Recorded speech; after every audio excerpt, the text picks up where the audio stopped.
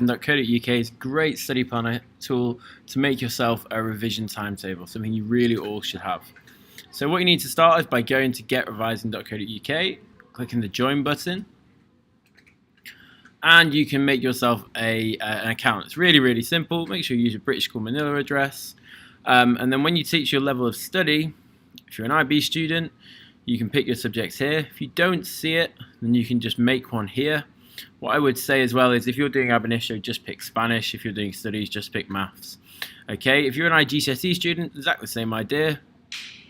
And this will come up when you do your revision timetable. Okay, when you continue, verify your account. And then once you're logged in, I've got my account here.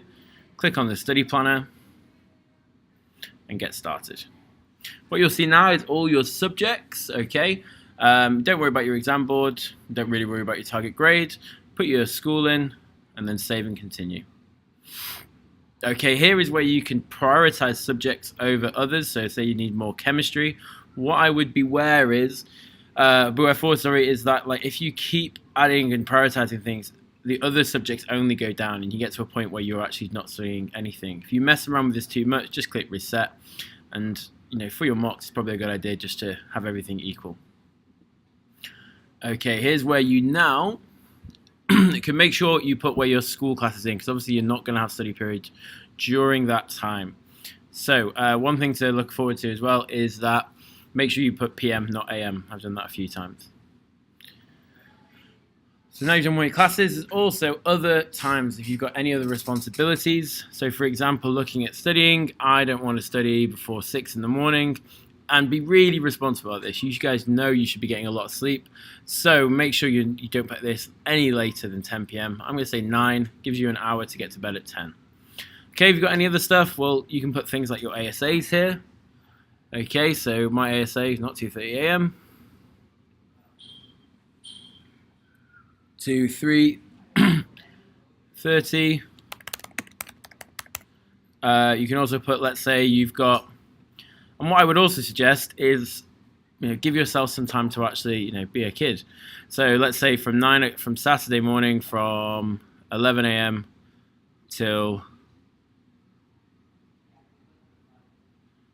let's say 1:30, me time. Okay, that might be playing FIFA or Pro Evo if you know what a good football game is. Sunday, for example, I'm going to put that I play football.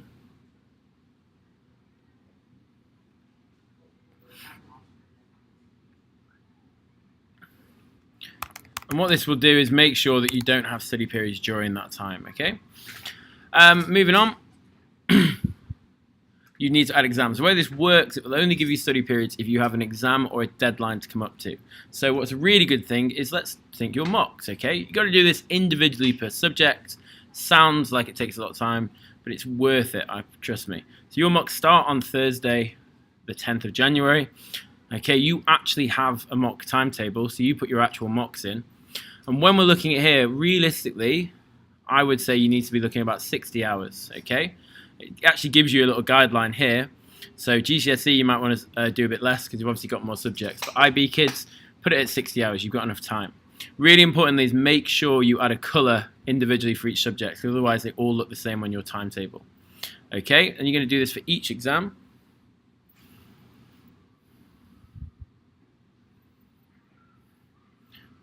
Okay, again, make sure when you do this, you put them at the actual time your exam is.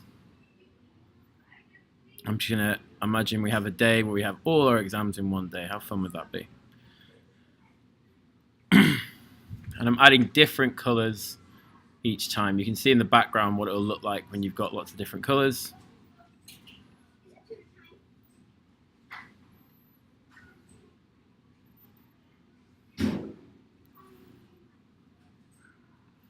So here we go. This is usually where I think most of you give up.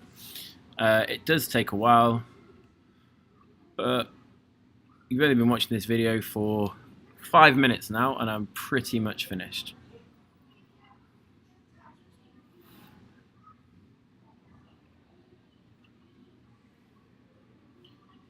Okay. That's number 4, isn't it? So we'll go to this one. So while I'm just finishing off, what you're going to see when we click OK is the study timetable. Now, actually, because we're doing this quite far in advance in terms of weeks for your actual mocks, you'll see that you've got quite a lot of a light timetable to begin with, okay, which can make you think that it's not worked. However, we'll see that what it does is it builds you up. So you'll start off quite light, and then as you come in closer to the actual mocks, you've got a lot more heavy timetable, a lot heavier timetable. There we go, let's just say 7:30 p.m. All I'm doing for this is making sure they're not all at the same time. And rev for Spanish. Okay, so save and continue, and then we should be good to go. So just to confirm, we've got all our exams, they're all at different times. And let me just talk you through this last bit. So here we go. Here's our timetable. You'll see, look, we've got school periods. Now, all of them, the one thing that is annoying is that they're just all called International Baccalaureate, but you'll see that this is Spanish, and that's why I've made them different colors, so you can see all the different times you've got. Now, you're probably thinking right now, this is quite nice. I'm only revising 1 day a week, or 2 days a week in some weeks, and that's because, again, we're doing this early. What you'll find as well is the great thing to look at before I leave you is look at the printable PDF. It will make you a PDF from, let's say, to the actual date of the exam.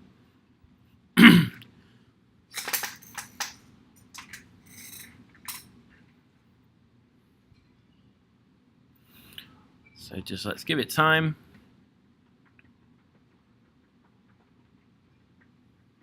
Here we go. So as we do, this is the 15th of October. Okay, so this is obviously half term. Oh no, it's not, 2 weeks away. But quite nice. We've got only Tuesday.